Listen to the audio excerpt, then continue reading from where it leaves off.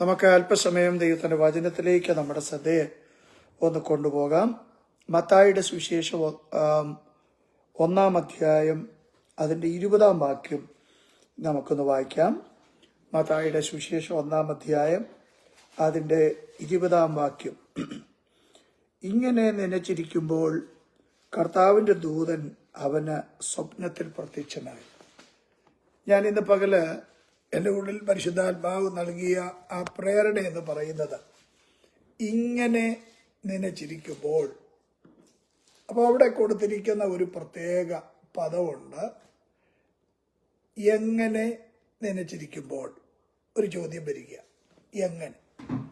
അപ്പൊ ദൈവം ഇടപെടുന്ന ദൈവത്തിൻ്റെ ഇടപെടലുകൾ, മനുഷ്യ നനവുകളെ, നനവ് എന്ന് പറഞ്ഞാൽ ചിന്തകളെയാണ്, നിരൂപണങ്ങളെയാണ്, ഹൃദയത്തിലെ ചിന്തനങ്ങളെയാണ് അവിടെ ഉദ്ദേശിക്കുന്നത്. ഇപ്പം നമുക്ക് ആ വാക്യം നമ്മൾ വായിക്കുമ്പോൾ നമ്മുടെ അകത്ത് അവിടുത്തെ ഒരു സാഹചര്യം നമുക്കറിയാം. എന്താണ് ആ ടെക്സ്റ്റിൻ്റെ അല്ലെങ്കിൽ ആ വാക്യത്തിൻ്റെ സന്ദർഭം? ഇത് യോസേഫിനോടും മറിയയോടുമുള്ള ബന്ധത്തിലെ ഒരു കാര്യമാണ്. എന്താണ് മറിയയോടും യോസേഫിനോടുള്ള ബന്ധത്തിലെ കാര്യം? മറിയ അവിഹിതമായി ഗർഭവതിയായി. മറിയ യോസേഫിന് വിവാഹ നിശ്ചയം ചെയ്യുന്ന അല്ലെങ്കിൽ ചെയ്തു വച്ചിരിക്കുന്ന ഒരു പെൺകുട്ടിയാണ്. അപ്പോൾ വിവാഹ നിശ്ചയം ചെയ്യപ്പെട്ട ആ തൻ്റെ ഭാര്യയാകാൻ പോകുന്ന, അല്ലെങ്കിൽ ലീഗലി അവൾ തൻ്റെ ഭാര്യയാണ്. വിവാഹ നിശ്ചയം കഴിഞ്ഞാൽ പിന്നെ യഹൂദന്മാരുടെ രീതിയിൽ ബിട്രോത്തൽ കഴിഞ്ഞാൽ അവരെ ഒഫീഷ്യലി ആരാണ്? ഭാര്യ. അപ്പോൾ ശാരീരികമായി ഒരു വീട്ടിൽ വന്ന് ഒരുമിച്ച് താമസിക്കുന്നില്ല എന്ന് മാത്രമേ ഉള്ളൂ. എന്നാൽ നമുക്കിവിടെ കാണാൻ കഴിയുന്ന ഏറ്റവും പ്രധാനപ്പെട്ട ഒരു ചിന്ത എന്തെന്ന് ചോദിച്ചാൽ, യോസേഫ് ആരാണ്? യോസേഫ് വളരെ നീതിമാനായൊരു മനുഷ്യനാണ്. അങ്ങനെയല്ലേ നമ്മൾ വായിക്കുന്നത്? യോസേഫ് അങ്ങനെ വായിക്കുന്നുണ്ട്. അവരുടെ ഭർത്താവായ യോസേഫ് നീതിമാനാകൊണ്ട് 18-ാം വാക്യം തൊട്ടാണ് അതിൻ്റെ കോണ്ടെക്സ്റ്റ് കിടക്കുന്നത്. എന്നാൽ യേശുക്രിസ്തുവിൻ്റെ ജനനം ഈ വണ്ണമായിരുന്നു. അവൻ്റെ അമ്മയായ മറിയ യോസേഫിന് വിവാഹം നിശ്ചയിക്കപ്പെട്ട ശേഷം അവർ കൂടി വരും മുമ്പേ പരിശുദ്ധാത്മാവിനാൽ ഗർഭിണിയായി എന്ന് കണ്ടു. ഇതാണ് അവിടുത്തെ രീതി. എന്താണ്? യോസേഫ് മറിയയുടെ, താൻ വിവാഹം കഴിക്കാൻ പോകുന്ന പെൺകൊച്ചിൻ്റെ അവസ്ഥകൾ കേട്ടപ്പോൾ താൻ വളരെ വ്യാകുല ചിത്തനായി. കേൾക്കുന്ന വാർത്തകൾ പലപ്പോഴും നമ്മളെ എന്താക്കും? അസ്വസ്ഥചിത്തരാകും.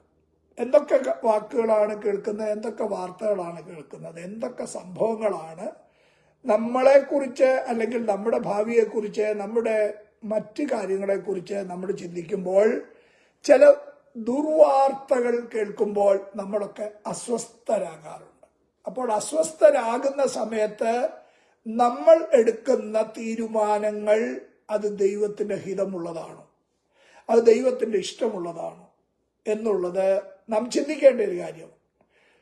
ഭക്തരാണ്, നീതിമാനാണ്, ദൈവത്തെ ഭയപ്പെടുന്നവനാണ്. അപ്പം ചിന്തിക്കും, ദൈവത്തെ ഭയപ്പെടുന്നവർക്കും ദൈവത്തെ അനുഭവിക്കുന്നവർക്കും അവരെടുക്കുന്ന തീരുമാനവും ദൈവത്തിന് ഇഷ്ടമുള്ളതാകണ്ടേ. എന്നാൽ ഇവിടെ നമ്മൾ വായിക്കുമ്പോൾ അവൻ നീതിമാനാകൊണ്ട് അവൻ്റെ മനസ്സിനകത്ത് അവളെക്കുറിച്ചുള്ള ആ ചിന്ത എന്താണ്? അവൾക്ക് ലോക അപവാദം വരാതിരിക്കേണ്ടത്. അങ്ങനെയാണ് 19-ാം വാക്യത്തിൽ.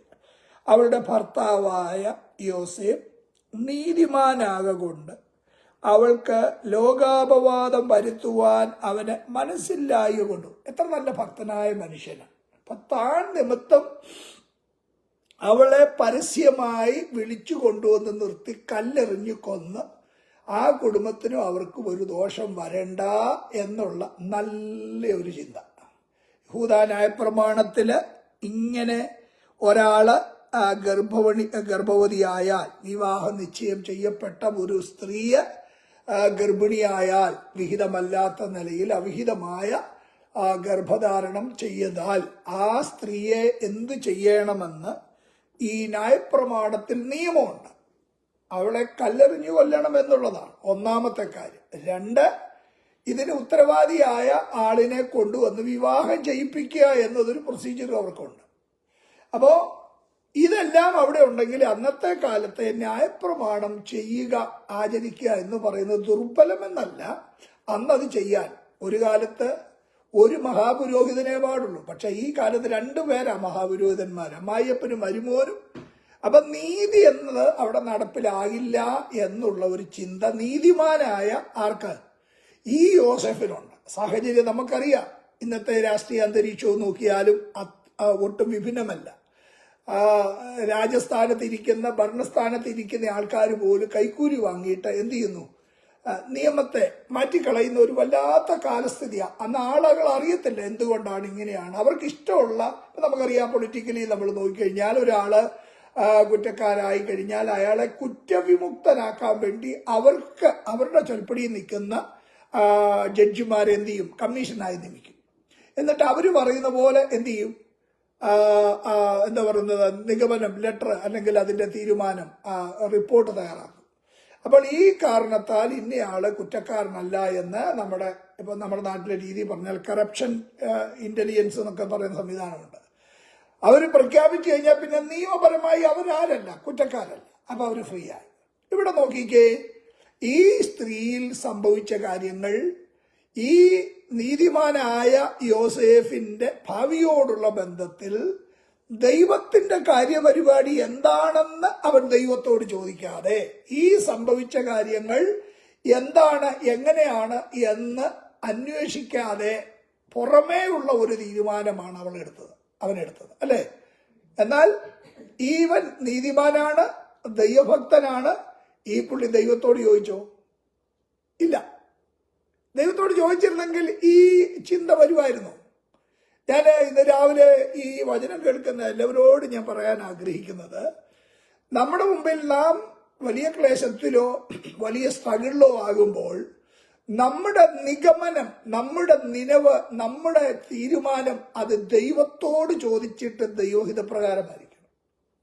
പെട്ടെന്ന് ഇമോഷണലായിട്ട് പെട്ടെന്ന് നമ്മള് അങ്ങനെയാണ് ഇങ്ങനെയാണ് എന്നും പറഞ്ഞ് ഒരു ബേസ്റ്റ് ആയിട്ട് പൊട്ടിത്തെറിച്ച് അല്ലെങ്കിൽ അങ്ങനെ പാടുണ്ടോ എന്ന് പറഞ്ഞുകൊണ്ട് നമ്മൾ പ്രതികരിക്കാതെ അവിടെയാണ് ദൈവത്തോട് ആലോചന ചോദിക്കേണ്ടത്. ഞാൻ 2-3 സീക്വൻസ് നിങ്ങളുടെ മുമ്പിൽ ഇതിനോടനുബന്ധിച്ച് കൊണ്ടുവരാൻ ആഗ്രഹിക്കുകയാണ്. അപ്പൊ ഇവിടെ അങ്ങനെ ഇരിക്കുമ്പോ അവൾ ഇങ്ങനെ ചിന്തിച്ച്, നാളെ ഒരു സുപ്രഭാതം ഉണ്ടെങ്കിൽ, നാളെ ഒരു ദിവസം ഉണ്ടെങ്കിൽ ഞാനിത് എന്ത് ചെയ്യും?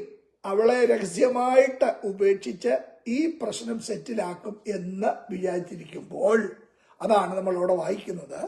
ഇങ്ങനെ നനച്ചിരിക്കുമ്പോൾ, എങ്ങനെ നനച്ചിരിക്കുമ്പോൾ, ഒന്ന്, അവക്കൊരു ലോകാപവാദം വരുത്തി കല്ലെറിഞ്ഞ് അവളെ കൊന്നുമുടിക്കാൻ ഞാനായിട്ട് ശ്രമിക്കത്തില്ല. മറ്റേതെങ്കിലും കാര്യങ്ങൾ പറഞ്ഞ് ഞാൻ എന്ത് ചെയ്തോളാം, ഇതിനകത്തുനിന്ന് ഒഴിവായിക്കോളാം. ഒന്ന് ശ്രദ്ധിച്ചോണേ. ഞാൻ ഈ ഭാഗത്ത് പറയാൻ ആഗ്രഹിക്കുന്ന രണ്ടാമത്തെ കാര്യം, ദൈവത്താൽ സംഭവ്യമായ ഒരു കാര്യം ദൈവത്താൽ തന്നെ പരിഹരിക്കപ്പെട്ടാലേ അത് ശരിയാകത്തുള്ളൂ. നമുക്കറിയത്തില്ല ഇതിന്റെ പിന്നിലെ ദൈവത്തിന്റെ കൈ എന്താണ്. യോസേഫെ മറിയാമിൽ ഇങ്ങനെ ഉണ്ടായത്, മറിയയ്ക്ക് ഒരുപക്ഷെ 14-15 വയസ്സ് പ്രായം മാത്രമേ കാണത്തുള്ളൂ. ഇതെന്തുകൊണ്ടായി, എങ്ങനെ എന്നുള്ള ചിന്ത അവന് അറിയത്തില്ല. ഒരുപക്ഷെ മറിയയുടെ കുടുംബത്തെ കുറിച്ച് ഇവനറിയാം, അവര് ദൈവഭക്തിയുള്ള കുടുംബമാണ്. അപ്പോൾ ഒരു ചോദ്യം വരും, ദൈവഭക്തിയുള്ള കുടുംബത്തിലെ കുഞ്ഞുങ്ങൾക്ക് അവിഹിതമായ കാര്യങ്ങൾ നടക്കുമോ? നടക്കാമോ അല്ലേ എന്ന് ചോദിക്കാം. ഒരു ദൈവഭക്തന്റെ വീട്ടിൽ ഇങ്ങനെ നടക്കാമോ? ദൈവഭക്തന്റെ മക്കൾക്ക് ഇങ്ങനെ സംഭവിക്കാമോ? ഈ മറിയയുടെ അപ്പന്റെ പേരൊക്കെ ഈ ലൂക്കോസിന്റെ സുവിശേഷത്തിൽ രേഖപ്പെടുത്തിയിട്ടുണ്ട്, ഗോത്രം രേഖപ്പെടുത്തിയിട്ടുണ്ട്. അപ്പോൾ അവിടെ ഉണ്ടായ ആ മനസ്സിന്റെ വേദന അവൾ അറിയുന്നില്ല, ഈ മനുഷ്യൻ അവളെ ഉപേക്ഷിക്കാൻ പോകുന്നതെന്ന്. ലൂക്കോസിന്റെ സുവിശേഷം 1-ാം അധ്യായത്തില് 36-ാം വാക്യത്തിൽ നമ്മൾ വായിക്കുന്നുണ്ട്, ദൂതൻ അവിടെ അടുത്ത് വന്ന് എന്ത് ചെയ്യുന്നു? അവളോട് പറയുകയാണ്, അത്യുന്നതന്റെ ശക്തി നിന്റെ മേൽ നിഴലിടും, പരിശുദ്ധാത്മാവ് നിന്റെ മേൽ വരും, അപ്പോൾ ഉത്ഭവിക്കുന്ന പ്രജ അവന് നീ യേശു എന്ന് പേരിടണം. അപ്പോൾ ഇവിടെ ചോദിക്കുന്ന ഒരു ചോദ്യമാണ്. ആ ചോദ്യത്തിന് മറുപടി പറയാ, പുരുഷനെ അറിയായിയാൽ ഇത് എങ്ങനെ സംഭവിക്കും? നോക്കിക്കേ, ഇമ്പോസിബിളായ ഒരു കാര്യം, ഇമ്പോസിബിളായ ഒരു വ്യക്തിയില്, ഇമ്പോസിബിളായ പ്രോപ്പർ അല്ലാത്ത ഇംപ്രോപ്പറായ ഒരു വ്യക്തിയിലെ വിധത്തിലൂടെ ദൈവത്തിന്റെ ഹിതകരമായ ഒരു പ്ലാൻ അവളിൽ നടക്കുമ്പോൾ അതിന്റെ റെസ്പോൺസിബിലിറ്റി ആർക്കാ? ഞാൻ വിശ്വസിക്കുന്നു മറിയാം പറഞ്ഞു, ഇതാ ഞാൻ കർത്താവിന്റെ ദാസി, അവിടുത്തെ ഹിതം പോലെ എനിക്ക് ഭവിക്കട്ടെ. ആ ദൈവഹിതത്തിനായി സമർപ്പിച്ച വ്യക്തിയെ കുറിച്ച് ആർക്കാണ് ഉത്തരവാദിത്വം?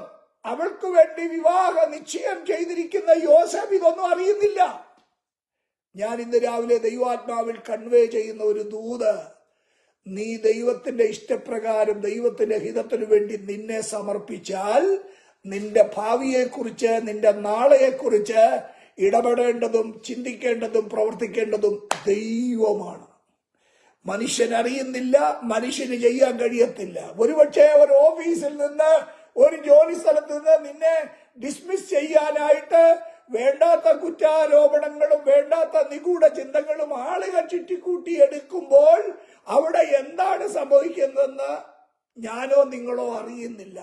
പക്ഷേ ഇതെല്ലാം കാണുന്ന സർവജ്ഞാനിയായ, സർവവ്യാപിയായ, സർവശക്തനായ ഒരു ദൈവമുണ്ട്. ദൈവത്തിനായിട്ട് പരിപൂർണമായി സമർപ്പിക്കപ്പെട്ട ഈ മറിയ ഇവളുടെ അടുക്കൽ നിന്ന്, ഞാൻ പറയട്ടെ, 6 മാസമെങ്കിലും കഴിഞ്ഞു കാണും. 6-ാം മാസത്തിലാകാം ദൈവത്തിന്റെ ദൂതൻ ഈ യോസേപ്പിന്റെ അടുക്കൽ ചെല്ലുന്നത്. മറിയാമിന്റെ അടുക്കൽ വന്ന അതേ ദൂതൻ തന്നെ ആകാം ഇവിടെ സ്വപ്നത്തിൽ യോസേപ്പിന് പ്രത്യക്ഷനാകുന്നത്.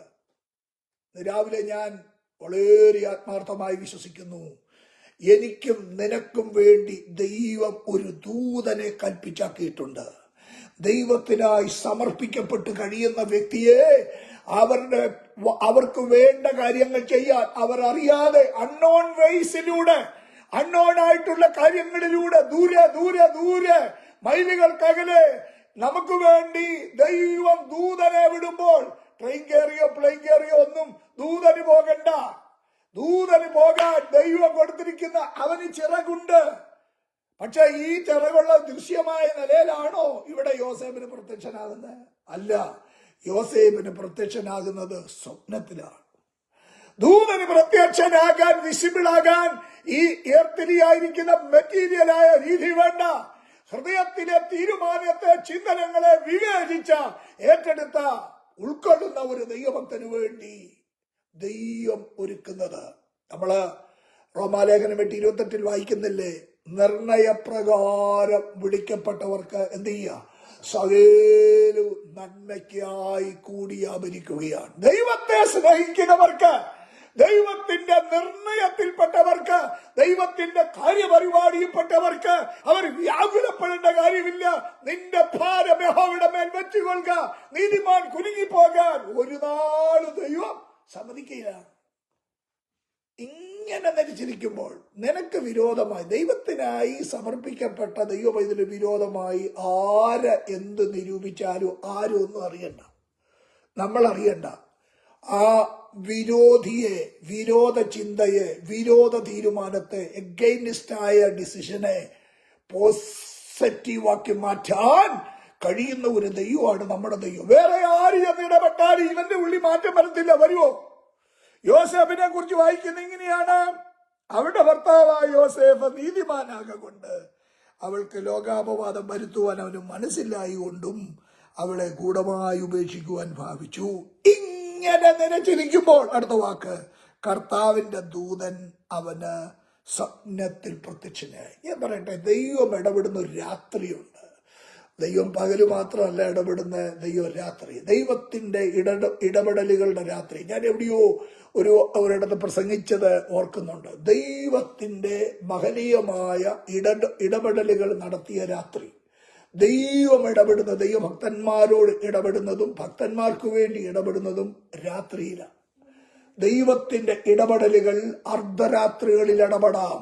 ദൈവത്തിന്റെ ഇടപെടലുകൾ ഉറക്കത്തിൽ ഇടപെടാം.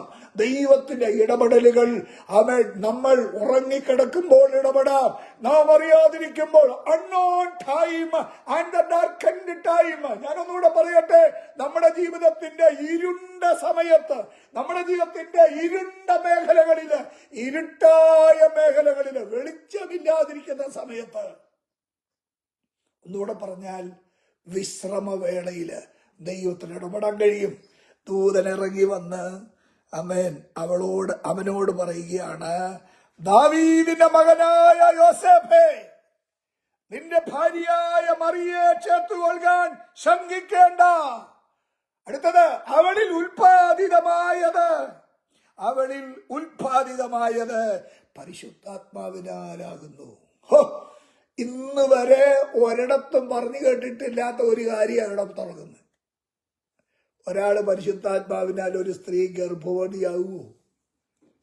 അല്ലേ? എന്നാൽ അത് വിശ്വസിക്കുന്ന ഒരു ആത്മീയനാ. ലോകത്തിലെ വേറെ ആരും വിശ്വസിക്കുക, ഒരു ശാസ്ത്ര സാങ്കേതിക രംഗത്തുള്ളവരാരും വിശ്വസിക്കുകയല്ല.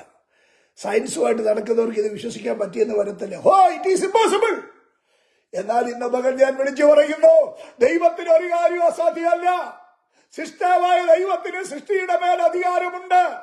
ഒരു മനുഷ്യനിൽ ശിശു ഉരുവാകുന്നത്, ഒരു കുഞ്ഞുണ്ടാകുന്നത് ദൈവത്തിന്റെ ഇടപെടലാണ് എന്ന് മനസ്സിലാക്കാൻ അല്പം പോലും നമ്മൾ സംശയിക്കേണ്ട. അവിടെ കാണുന്നത് ദൈവത്തിന്റെ ഇടപെടല്. പരിശുദ്ധാത്മാവ് അവിടെ മേൽ വന്ന് അവൾ ഗർഭവതിയായി എന്നുള്ള ഒരു വലിയ ചിന്ത അവിടെ അകത്തേക്ക് വരികയാണ്. രാവിലെ എന്നെ കേൾക്കുന്ന എല്ലാവരോടും ഞാൻ പറയട്ടെ, നീ സ്വപ്നത്തിൽ വിചാരിക്കാത്ത കാര്യമാണ് ദൈവം ഇവിടെ സ്വപ്നത്തിലൂടെ ചെയ്യുന്നത്. ആമേൻ.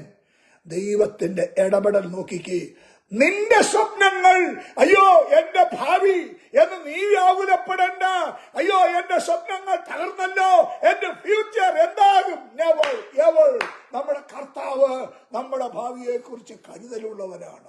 എന്താകും, എന്തായി തീരുമെന്നോർത്ത് അവൻ വ്യാകുലപ്പെട്ടില്ല. കേവലം 15 വയസ്സ് മാത്രം. ചരിത്രകാരന്മാർ പറയുന്നത് അത്രേ ഉള്ളൂ.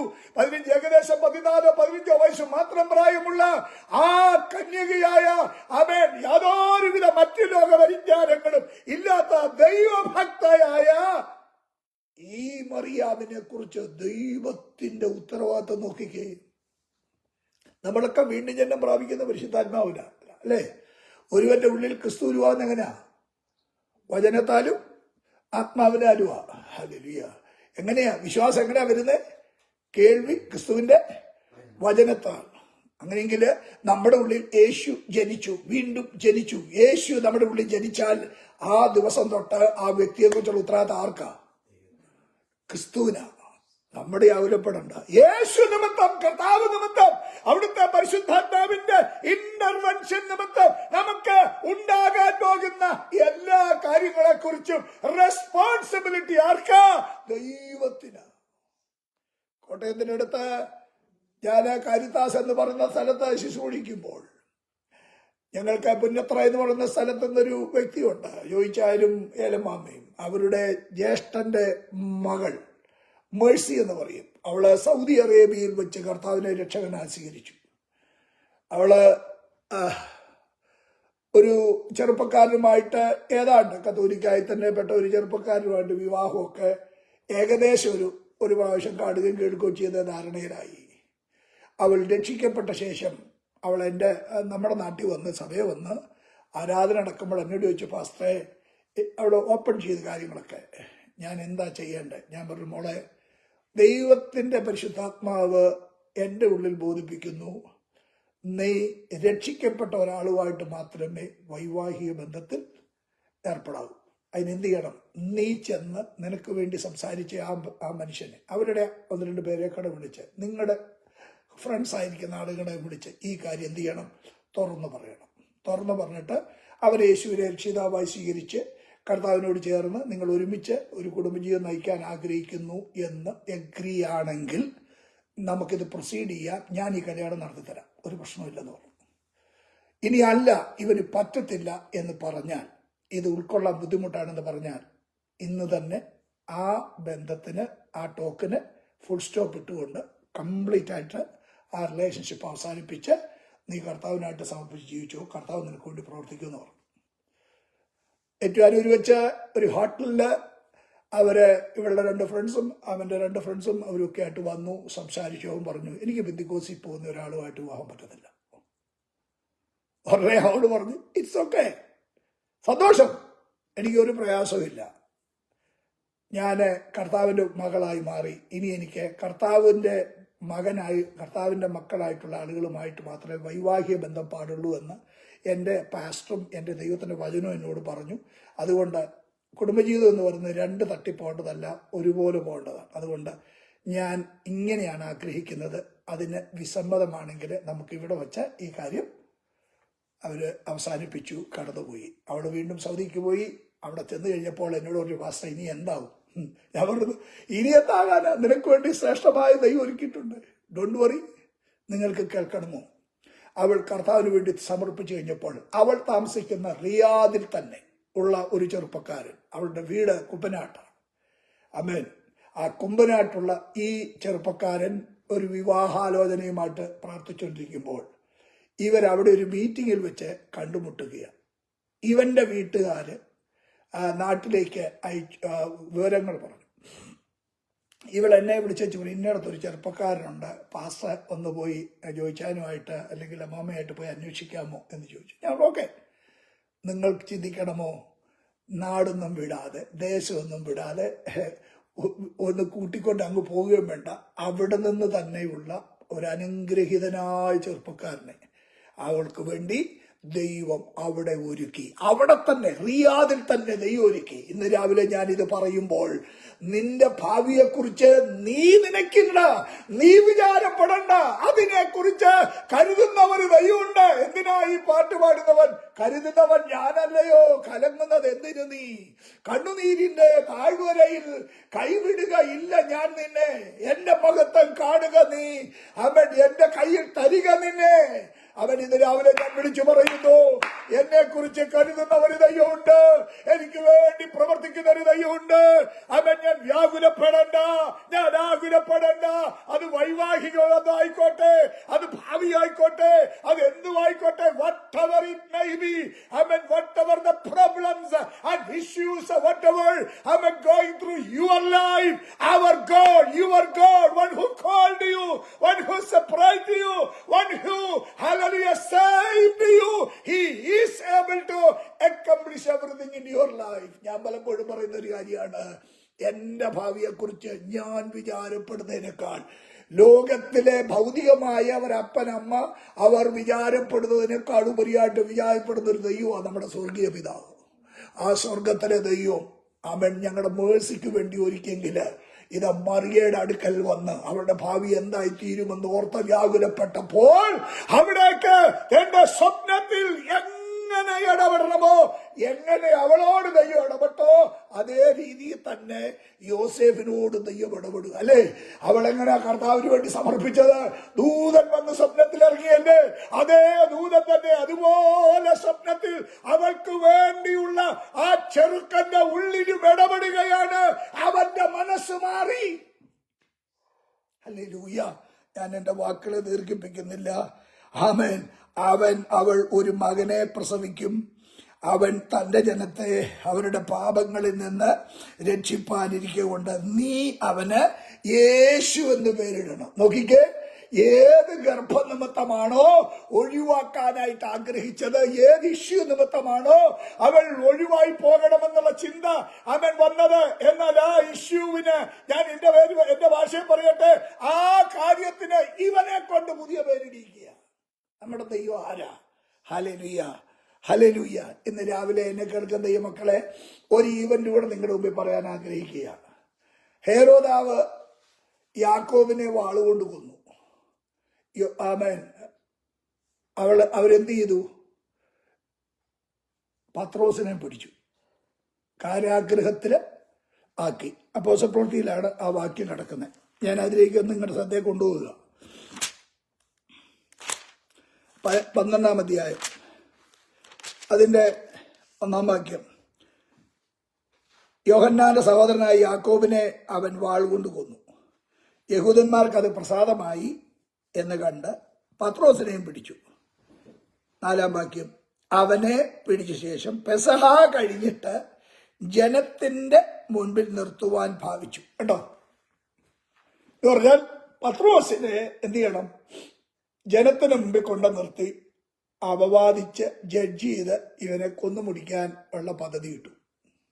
നമ്മളിതായിട്ട് വായിക്കുന്നത്, അവനെ കാക്കുവാൻ 4 ചേവകരുള്ള 4 കൂട്ടത്തിന് ഏൽപ്പിച്ചു. 5-ാം വാക്യം, ഇങ്ങനെ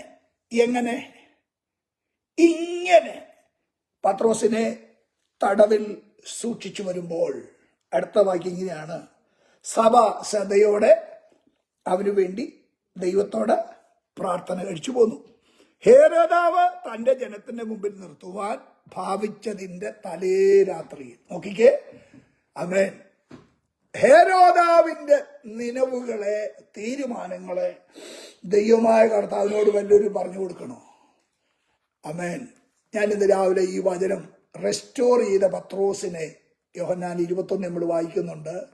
ഇവയിൽ അധികമായി നീ എന്നെ സ്നേഹിക്കുന്നുവോ എന്ന് ചോദിച്ച് റീസ്റ്റോർ ചെയ്ത, റീഡെഡിക്കേറ്റ് ചെയ്ത പത്രോസിനു വേണ്ടി സ്വർഗത്തിലെ ദൈവം അവനോട് ആദ്യം പറഞ്ഞ ഒരു ആലോചനയാണ്. എന്താ യോസ്റ്റ? ഞാൻ നിന്നെ മനുഷ്യനെ പിടിക്കുന്നവനാക്കും. ആ മനുഷ്യനെ പിടിക്കുന്നവനാക്കുമെന്ന ശുശ്രൂഷയ്ക്കായിട്ട് അവനെ മടക്കി വരുത്തി അതിനുള്ള സമർപ്പണം നടത്തി. ഇവയിലധികമായി നീ എന്നെ സ്നേഹിക്കുന്നു ബറിയോനാശിമോനെ 3 പ്രാവശ്യം അവനോട് സംസാരിച്ചല്ലേ. 3-ാമത്തെ പ്രാവശ്യം അവൻ എന്ത് ചെയ്തു? പൊട്ടിക്കരഞ്ഞു അല്ലേ? പൊട്ടിക്കരഞ്ഞ് കർത്താവിന്റെ മുൻപിൽ അവൻ വീണു. എന്റെ ഭാഷ പറഞ്ഞാല് ആ നിഷ്കളങ്കരായ ഭക്തനെ ദൈവമായ കർത്താവ് കയ്യങ്ങേറ്റു. എന്നോട് പറയുകയാണ്, ഞാൻ നിന്നെ മനുഷ്യനെ പിടിക്കുന്നവനാക്കുമെന്ന് പറഞ്ഞാൽ ആക്കും. ആ പദ്ധതി പെന്തിക്കോസ് നാൾ തൊട്ട് പത്രോസിന്റെ ജീവിതത്തിൽ തുടങ്ങി അല്ലേ? ആ പത്രോസിനെ കുറിച്ച് ഈ 12 അധ്യായം വരെയുള്ള പത്രോസിനെ കുറിച്ച് രേഖപ്പെടുത്തിയിട്ടുണ്ട് അപ്പോസ്തലപ്രവൃത്തിയില്. എന്നാ ഞാൻ പറയട്ടെ, ദൈവത്തിന്റെ ഈ പത്രോസിനെ കുറിച്ചുള്ള കാര്യപരിപാടി ഇവിടെ വെച്ച് ഫുൾ സ്റ്റോപ്പ് ഇടാൻ ഹേരോദാവ് തീരുമാനിക്കുമ്പോൾ ഒന്ന് ശ്രദ്ധിക്കണമേ.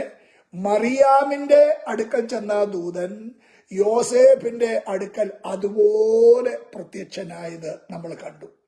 ഇവിടെ പത്രോസിനെ ജനത്തിന് മുൻപാകെ നിർത്തി വെട്ടിക്കൊല്ലാൻ ഇവൻ പ്ലാൻ ഇട്ടപ്പോൾ, ആര്? ഹേരോദാവ് പ്ലാൻ ഇട്ടപ്പോൾ പത്രോസ് പടയാളികളുടെ നടുവില് 4 ചേവർ എന്ന് പറഞ്ഞാൽ 16 പേരാ ഒരു രാത്രി മുഴുവൻ കാവല്.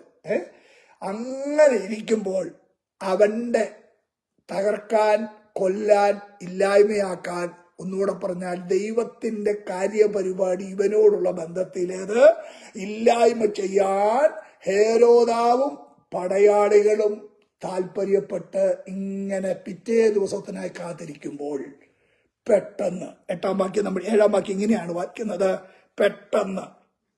പെട്ടെന്ന് കർത്താവിന്റെ ദൂതൻ അവിടെ പ്രത്യക്ഷനായി, അറയിൽ വെളിച്ചം പ്രകാശിച്ചു.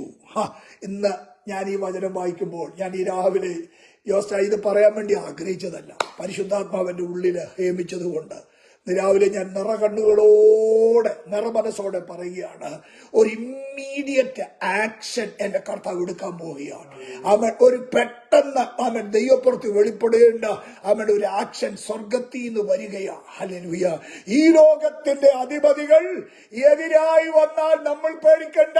അധികാരികളുടെ മനസ്സ് നിർത്തോട് കണക്ക് തിരിക്കാൻ കഴിയുന്ന ശക്തിയുള്ള ഒന്നാണ് ദൈവഭക്തന്മാരുടെ പ്രാർത്ഥന. ഇങ്ങനെ സഭാസദയോടെ പത്രോസിനു വേണ്ടി പ്രാർത്ഥിച്ചു വരുമ്പോൾ പെട്ടെന്ന് ദൈവത്തിന്റെ ദൂതൻ കാരാഗ്രഹത്തിന് അകത്തങ്ങിറങ്ങുക. ഒരു മറിയാമിന്റെ സ്വപ്നത്തിലാണെങ്കിൽ, യോസേഫിന്റെ സ്വപ്നത്തിലാണെങ്കിൽ, ഇവിടെ പത്രോസിനു വേണ്ടി ദൃശ്യമായ നിലയിൽ, വിസിബിളായ നിലയിൽ ദൂതൻ അറയ്ക്കകത്തിറങ്ങി വരികയാണ്. പരിശുദ്ധാത്മാവ് എന്നോട് പറയുകയാണ്, നീ ദൈവ പദ്ധതിയിൽ ഉൾപ്പെട്ട വ്യക്തിയാണെങ്കിൽ, ദൈവത്തിന്റെ വിളി നിന്റെ മേലുണ്ടെങ്കിൽ, ദൈവിക പ്ലാനിൽ നീ മുന്നോട്ട് പോകുന്ന വ്യക്തിയെങ്കിൽ, നിനക്കെതിരെ അധികാരികളുടെ കൊലക്കയറ്, അധികാരികളുടെ കൊലവാള് നിന്റെ നേരെ നീട്ടാൻ എന്റെ ദൈവം അനുവദിക്കത്തില്ല. ദൈവത്തിന്റെ പദ്ധതി വരെ, ദൈവത്തിന്റെ സമയം വരെ ദൈവത്തിൻ്റെ ഒരു സമയമുണ്ട്. എല്ലാറ്റിനും ദൈവം ഒരു സമയം വെച്ചിട്ടുണ്ട്, അല്ലേ? ശലോമോൻ പറഞ്ഞത് എല്ലാറ്റിനും ഒരു കാലം ഉണ്ട്. അങ്ങനെയെങ്കിൽ ഇന്ന് രാവിലെ ഈ പറഞ്ഞനം പറയുമ്പോൾ നമ്മുടെ ഉള്ളത്തോട് പരിശുദ്ധാത്മാവ് പറയുകയാണ്, ഹല്ലേലൂയ, നമ്മെ അവൻ ആര് ഭരിക്കട്ടെ, ആര് കാര്യങ്ങൾ ചെയ്യട്ടെ, അവരെ ഓർത്ത് നമ്മൾ വ്യാകുലപ്പെടേണ്ട. അവൻ നമ്മളൊക്കെ വിശേഷ രാജാക്കന്മാർക്ക് വേണ്ടി, അവൻ ഭരിക്കുന്നവർക്ക് വേണ്ടി നമ്മൾ പ്രാർത്ഥിക്കുന്നവരാ. നമ്മുടെ പ്രസിഡന്റിന് വേണ്ടി നമ്മൾ പ്രാർത്ഥിക്കുന്നയാളാ. ലോകരാജ്യങ്ങൾക്ക് വേണ്ടി പ്രാർത്ഥിക്കുന്നവരാ. നമ്മുടെ ഈ വെള്ളിയാഴ്ച ഉപവാസ പ്രാർത്ഥന, മധ്യസ്ഥ പ്രാർത്ഥന അനേകർക്ക് വേണ്ടി മധ്യസ്ഥത ചെയ്യുന്ന ഈ സമയമാണ്. മർക്കോസിന്റെ മാളിക മുറിയില് അവൻ ഒരു കൂട്ടം ആൾക്കാര് മധ്യസ്ഥ ചെയ്ത് പ്രാർത്ഥിക്കുക, പത്രോസിനെ വിടുവിക്കണേ. അല്ല, ആ പരിപാടി തന്നെ യാക്കോബിന് വേണ്ടി ഭരിക്കാഞ്ഞേ. യാക്കോബിന്റെ ശുശ്രൂഷ എത്രയോ ഉണ്ടായിരുന്നുള്ളൂ, അതുകൊണ്ട് അത് തീർന്നു. എന്നാൽ പത്രോസിനെ കുറിച്ചുള്ള കർത്താവിന്റെ പരിപാടി തീർന്നിട്ടില്ല. കർത്താവ് പറയുകയാണ്, അവൻ എനിക്ക് വേണ്ടി ചെയ്യേണ്ടത്. അവിടെ നമ്മൾ വായിക്കുന്നത് ഇങ്ങനെയാണ്, ഉടനെ അവൻ പത്രോസിനെ വിലാപ്പുറത്ത് തട്ടി വേഗം എഴുന്നേൽക്കുക. ഹല്ലേലൂയ. വിലാപ്പുറത്ത് തട്ടി വേഗത്തിൽ എഴുന്നേൽക്കുക എന്ന് പറഞ്ഞ് അവനെ ഉണർത്തി. ശ്രദ്ധിക്കണമേ, ഒരു വലിയ ദൈവാലോചന അതിനകത്ത് കിടക്കുക. നീ ഒന്ന് ഉണരാൻ വേണ്ടിയാ ദൈവം നിന്നെ അതിനകത്താക്കിയതെന്ന് വിശ്വസിക്കാമോ? ജീവിതത്തിൽ ഉണ്ടാകുന്ന ചില സ്ട്രഗിൾസ്, ചില പ്രശ്നങ്ങൾ, ചില തടവുകൾ, അതിന്റെ പിന്നിലെ കാരണം എന്താ? പ്രാർത്ഥിക്കുന്ന ജനത്തെ ദൈവത്തിന് ഉണർത്തേണം. അപ്പോൾ തന്നെ ആർക്കു വേണ്ടി പ്രാർത്ഥിക്കുന്നുവോ അവരും ഉണരണം. ഒരു വലിയ ദൈവപ്രവൃത്തി ഇന്ന് പകൽ നമ്മുടെ ഉള്ളിൽ നടക്കുക. എന്റെ വാക്കുകളെ ഞാൻ അവസാനിപ്പിക്കുക. ഹല്ലേലൂയ. ദൂതൻ അവന്റെ വിലാപ്പുറത്ത് തട്ടി അവനെ എഴുന്നേൽപ്പിച്ചു. നിങ്ങൾ വായിച്ചു നോക്കിയേ, ദൂതൻ അവനോട് പറഞ്ഞ കാര്യങ്ങളൊക്കെ ഞാൻ പറയുന്നില്ല. ഉടനെ അവന്റെ ചങ്ങല കൈമേൽ നിന്ന് വീണുപോയി. ഒത്തിരി കാര്യങ്ങൾ പറയാനുണ്ട്. കർത്താവിന്റെ കരസ്പർശനത്താൽ ബന്ധനങ്ങൾ അഴിയുക. പിശാച് എതിർ ശക്തികള് എവിടൊക്കെ എന്തെല്ലാം കെട്ടിയിട്ടുണ്ട്, ആ കെട്ടുകളെല്ലാം ഈ വചനം പറയുമ്പോൾ തന്നെ അഴിയുക. നിന്റെ കൈമേലെ ചങ്ങല അഴിയും. പരിശുദ്ധാത്മാവിന്റെ ഇന്റർവെൻഷൻ, ദൂതന്റെ ഇന്റർവെൻഷൻ, ഹെവൻലി ഇന്റർവെൻഷൻ, ദൈവത്തിന്റെ ഇടപെടൽ വന്നു കഴിയുമ്പോൾ നമ്മൾ വിചാരിക്കാത്ത നിലയില ബന്ധനങ്ങൾ അഴിയുന്നത്. അവിടെ അവൻ കൈകൊട്ടിയില്ല, അവൻ അവിടെ അന്യഭാഷ പറഞ്ഞില്ല. പക്ഷെ ദൈവത്തിന്റെ പദ്ധതിയിൽപ്പെട്ടവൻ രാത്രി കിടന്ന് ഉറങ്ങണം. അതെവിടായാലും ഉറങ്ങിയേ മതിയാവുകയുള്ളൂ. ഞാൻ വിട്ടുപോയി. അവിടുന്ന് എന്ത് ചെയ്തു? ദൂതൻ അവനോട് അരകെട്ടി ചെരുപ്പിട്ട് മുറുക്കുക. അവൻ അങ്ങനെ ചെയ്തു. കണ്ടോ, അവൻ അങ്ങനെ ചെയ്തു. അടുത്തത്, നിന്റെ വസ്ത്രം പുതച്ച് എന്റെ പിന്നാലെ പോരുക. അടുത്തത്, അവൻ 1-ാം കാവലും പിന്നെ 2-ാമത്തതും കടന്നു. പട്ടണത്തിൽ ചെല്ലുന്ന ഇരുമ്പ് വാതിക്കലെത്തി. അത് അവർക്ക് സ്വതവേ തുറന്നു. അവർ പുറത്തിറങ്ങി ഒരു തെരുവ് കടന്നു. ഉടൻ ദൂതൻ അവനെ വിട്ടുപോയി. എനിക്കതിന് തൊട്ടുമുമ്പ് ഒരു വാക്യം പറയാനുണ്ട്, 9-ാം വാക്യം. അവൻ പിന്നാലെ ചെന്നു. ദൂതൻ മുഖാന്തരം സംഭവിച്ചത് വാസ്തവമെന്നറിയാതെ താനൊരു ദർശനം കാണുന്നു എന്ന് നിരൂപിച്ചു. അല്ലോ, അവിടെ ഞാൻ പറഞ്ഞാൽ വരാനാക്കില്ല. എടാ, നമ്മുടെ സ്വപ്നം കാണുന്നതിനേക്കാൾ അപ്പുറമായിട്ടാ ദൈവത്തിന്റെ ഇടപെടൽ. ഹല്ലേലൂയ. ആമേൻ. അയ്യോ, ഇതെന്താ, ഇത് റിയൽ ആണോ?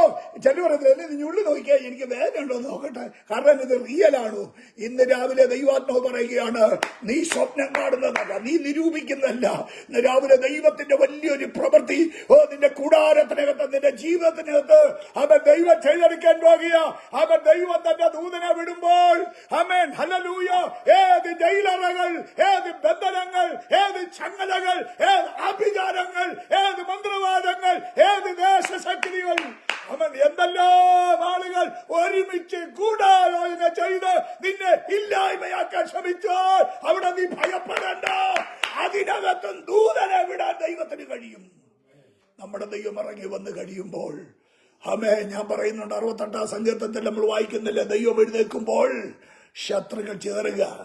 പത്രോസിനെ പുറത്തു കൊണ്ടുവന്ന ദൂതൻ. നമ്മൾ ഈ അധ്യായത്തിന്റെ ഒടുവിൽ വായിക്കുന്നത് രാജാവായ ഹേരോദാവിന് അതേ ദൂതൻ ചെന്ന് എന്നാ ചെയ്യുന്നത്? ജോസ്റ്റ 23-ാം വാക്യത്തില് 23-ാം വാക്യത്തിൽ വായിക്കണു, അവൻ ദൈവത്തിന് മഹത്വം കൊടുക്കാകിയാൽ കർത്താവിന്റെ ദൂതൻ ഉടനെ അവനെ അടിച്ചു. അവൻ കൃമിക്ക് ഇരയായി പ്രാണനെ വിട്ടു.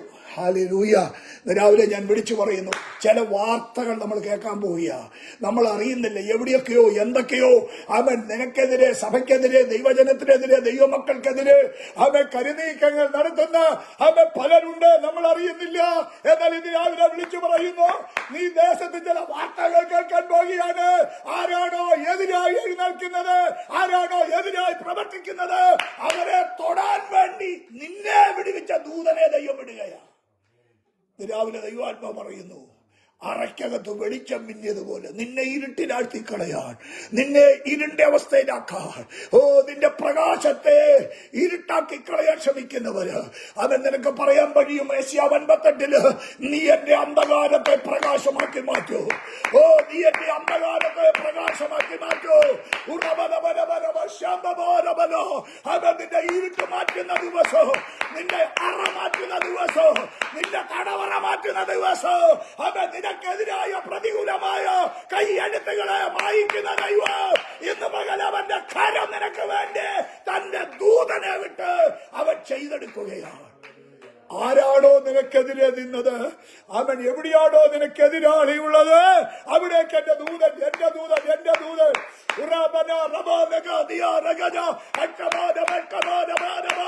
ഇതാ ദൂതൻ കടന്നു പോകുകയാണ്. അവൻ നിനക്ക് മുന്നേ കടന്നു പോകുകയാണ്. എവിടെ തൊടണമോ, എവിടെ സ്പർശിക്കണമോ, ആരെ നിഗ്രഹിക്കണമോ അവരെ തൊടോ ദൈവത്തിന്റെ ദൂതനെ ദൈവം അയക്കുകയാണ്. രാവിലെ നമുക്ക് ദൈവത്തോട് പ്രാർത്ഥിക്കാം, കർത്താവേ, എനിക്കെതിരും പ്രതികൂലമായ സകല കൈയെഴുത്തുകളെയും ക്രൂശിൽ മായിച്ചവനെ ഇന്ന് രാവിലെ നിനക്കായി ഞാൻ എന്നെ സമർപ്പിക്കുക, എന്റെ കർത്താവിനായി എന്നെ സമർപ്പിക്കുകയാണ്. ഒരാഭിചാരമോ, ഒരു മന്ത്രവാദമോ, അവൻ ഒരു രാഷ്ട്രീയ വൈരിയോ, അവൻ ഒരു എതിരിന്റെ കോട്ടയോ അവൻ നിന്നെ പിടിച്ചു കെട്ടാൻ കഴിയത്തില്ല. നിന്നെ കുറിച്ചുള്ള ദൈവത്തിന്റെ പ്രാണിന് ഇല്ലായ്മയാക്കാൻ ഒരുവനും കഴിയുകയില്ല. കരുത്തനായവൻ നിന്നെ കരം പിടിച്ചിരിക്കുക, അവനാണ് നിന്റെ മേൽ കൈവച്ചിരിക്കുന്നത്, അവനാണ് നിന്റെ മേൽ കെട്ടിവച്ചിരിക്കുന്നത്, അവനാണ് നിനക്ക് ആലോചന പറഞ്ഞു തരുന്നത്, അവനാണ് നീ പോകേണ്ട വഴി കാണിച്ചു തരുന്നത്. അവൻ നിനക്ക് മുമ്പായി തന്റെ ദൂതനെ വിടുകയാ. അവൻ ദുർഘടങ്ങളെ നിരപ്പാക്കുന്നവൻ, ഇരുമ്പോടാമ്പൽ ഖണ്ഡിക്കുന്നവൻ, താമര കഥകളെ തുറക്കുന്നവൻ. അത് ഒന്നാം കാവലാകട്ടെ, രണ്ടാം കാവലാകട്ടെ, പട്ടണത്തിലെ ഇരുമ്പുവാതിലാകട്ടെ, അവയെ സ്വതവേ തുറപ്പിക്കാൻ നിനക്ക് മുമ്പായി ദൈവം ദൂതനെ വിടുകയാ. നീ കാണാത്ത ഒരു ദൂതൻ നിന്റെ മുമ്പാകെ പുറപ്പെടുക. എനിക്കിവിടെ കാണാൻ കഴിയും. പത്രോസ് വിചാരിക്കുക, ഒരു ദർശനം കാണുന്ന പോലെ, ഒരു സ്വപ്നം കാണുന്ന പോലെ. 126 സംഘത്തിൽ വായിക്കുന്നില്ലേ, അന്ന് ഞങ്ങൾ സ്വപ്നം കാണുന്നവരെ പോലെ ആയിരുന്നു. ദൈവത്തിന്റെ വൻകാര്യങ്ങൾ, ദൈവം തന്നെ വൻകാര്യങ്ങൾ ചെയ്യാൻ പോകുകയാ. അവൻ കണ്ട ജനവിസായി പറയാ, അയ്യോ ഞങ്ങൾ ഇനി ഇതിനകത്തുനിന്ന് വിടുവിക്കപ്പെടുന്നു വിചാരിച്ചില്ല. നീ വിചാരിക്കാത്തത് നിനക്ക് വേണ്ടി വിചാരിക്കുന്ന ഒരു ദൈവമുണ്ട്. ഒരു നിമിഷം നമ്മുടെ കണ്ണുകളടയ്ക്കാം, തലയുണക്കാൻ പ്രാർത്ഥിക്കാം. പ്രിയ ജോസാൻ പ്രാർത്ഥിച്ച് മീറ്റിംഗ് അവസാനിപ്പിക്കാൻ പോവുക. എന്നാൽ ഇന്ന് രാവിലെ എത്ര പേർക്ക് പറയാനുണ്ട്, കർത്താവേ, നിലവുകളെ, എതിരിന്റെ നിലവുകളെ അറിയുന്ന, എതിരാളികളുടെ നിലവുകളെ അറിയുന്ന, അപ്പോൾ തന്നെ ദൈവത്തിന്റെ പ്ലാനുകൾ എന്റെ മേൽ വെളിപ്പെടാൻ പോകുന്ന, എന്റെ മേൽ വെളിപ്പെടുത്താൻ പോകുന്ന, വെളിപ്പെടുത്തിയിരിക്കുന്ന ദൈവമേ, ഞാൻ അങ്ങേക്ക് സ്തോത്രം ചെയ്യുന്നു. ഇന്ന് രാവിലെ എത്ര പേർക്കൊന്ന് പറയാൻ പറ്റും, കർത്താവേ, ആ ദൈവത്തിന്റെ ഹിതത്തിനായിട്ട് ഞാൻ എന്നെ പൂർണ്ണമായി, ദൈവം അറിയാതെ എന്റെ തലയിൽ നിന്നൊരു മുടി പോലും താഴെ വീഴത്തില്ല കർത്താവേ.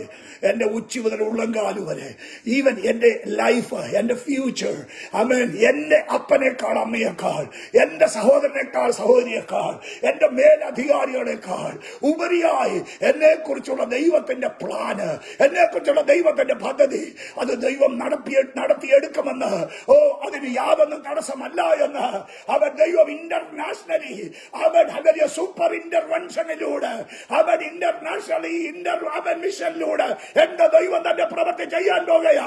ഇന്ന് രാവിലെ വിശ്വസിച്ച് പ്രാർത്ഥിക്കുക, കർത്താവേ, ഞാൻ വിശ്വസിക്കുന്നു, അവിടുന്ന് അറിയാതെ എന്റെ ജീവിതത്തിൽ ഒന്നും ഭവിക്കത്തില്ല. ആ കർത്താവിന്റെ കരങ്ങളിലേക്ക് നമുക്ക് ഏൽപ്പിക്കാം. നമുക്ക്